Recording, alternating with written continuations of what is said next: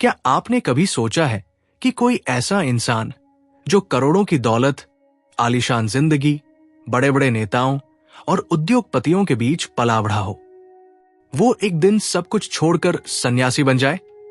और अगर मैं आपको बताऊं कि ये कहानी बॉलीवुड की बेहद खूबसूरत लेकिन बदकिस्मत अभिनेत्री विमी के बेटे की है, तो शायद आपको यकीन करना मुश्किल हो जाए।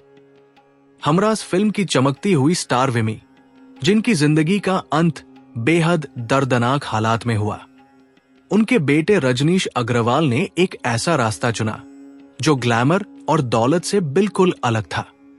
आज की इस वीडियो में हम जानेंगे कि कैसे एक अमीर बिजनेस परिवार का वारिस ओशो का सन्यासी बना, अमेरिका गया, हिमालय में 9 साल तक एकांतवास किया और फिर दुनिया भर में ध्यान शिविर आयोजित करने वाला आध्यात्मिक गुरु बन गया। तो चलिए शुरू करते हैं विमी के बेटे स्वामी रजनीश की ये अनसुनी और हैरान कर देने वाली कहानी।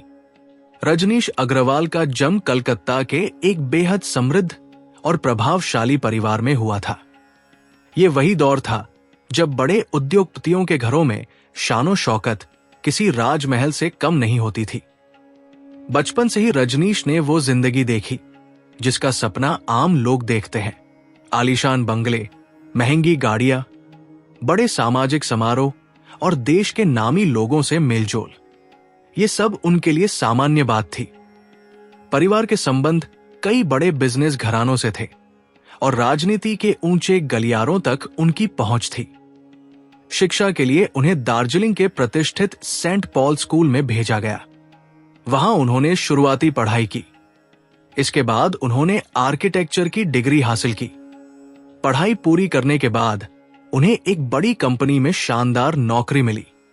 अच्छा वेतन, सुरक्षित भविष्य और आरामदायक जीवन, हर वो चीज उनके पास थी जिसे लोग सफलता मानते हैं। लेकिन किस्मत उन्हें एक बिल्कुल अलग दिशा में ले जाने वाली थी। कहा जाता है कि इंसान की जिंदगी एक मुलाकात से बदल सकती है। रजनीश अग्रवाल के साथ भी कुछ ऐसा ही हुआ। जब वे किसी तरह ओशो के संपर्क में आए तो उनके भीतर गहरा परिवर्तन शुरू हो गया। दुनियावी सफलता अब उन्हें अधूरी लगने लगी। धन, पद और आराम के बावजूद मन में एक खालीपन था। धीरे धीरे उनका झुकाव अध्यात्म की ओर बढ़ता गया। आखिरकार उन्होंने अपनी शानदार नौकरी छोड़ दी और पूना आश्रम पहुंच गए। वहीं उन्होंने संन्यास लिया। ओशो ने उन्हें नया नाम दिया, स्वामी रजनीश। ये सिर्फ नाम बदलना नहीं था, ये उनके जीवन की दिशा बदलने वाला क्षण था। आश्रम में रहते हुए उनकी मुलाकात दुनिया के अलग अलग देशों से आने वाले ओशो के अनुयायियों से हुई। यही अंतर्राष्ट्रीय संपर्क बाद में उनके जीवन में बहुत महत्वपूर्ण साबित हुए। ओशो के साथ स्वामी रजनीश अमेरिका भी गए। उस समय ओशो का आंदोलन अंतर्राष्ट्रीय स्तर पर चर्चा में था। अमेरिका में उन्होंने न सिर्फ ओशो के विचारों को करीब से देखा, बल्कि ये भी समझा कि ध्यान और अध्यात्म को वैश्विक स्तर पर कैसे प्रस्तुत किया जा सकता है।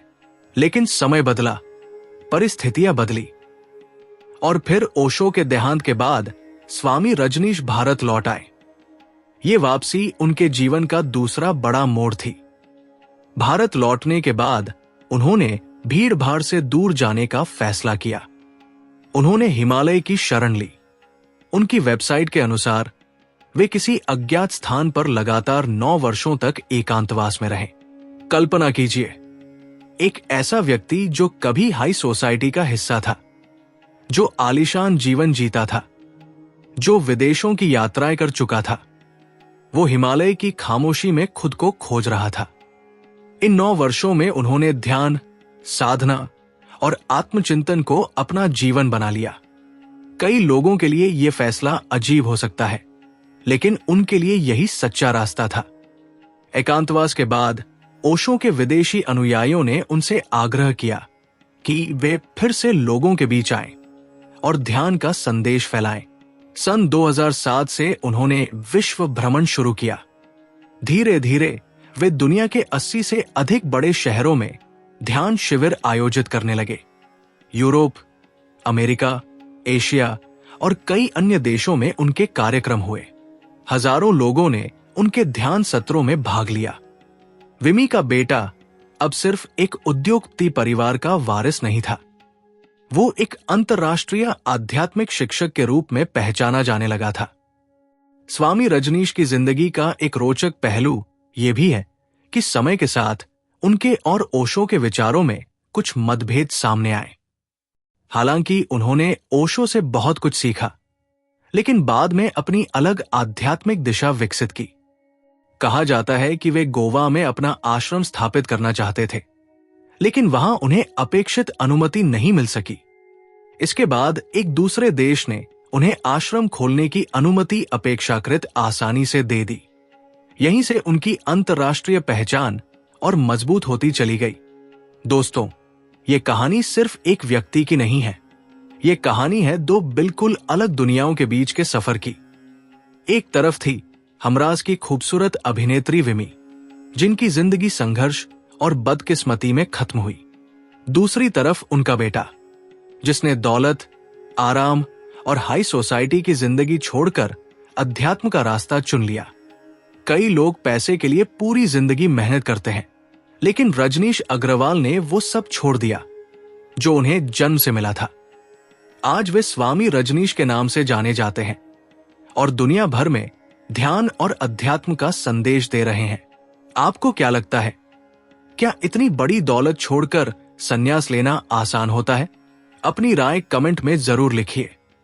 अगर आपको ये अनसुनी कहानी पसंद आई हो तो वीडियो को लाइक करें, शेयर करें और चैनल को सब्सक्राइब करना न भूलें। मिलते हैं एक और दिलचस्प कहानी के साथ।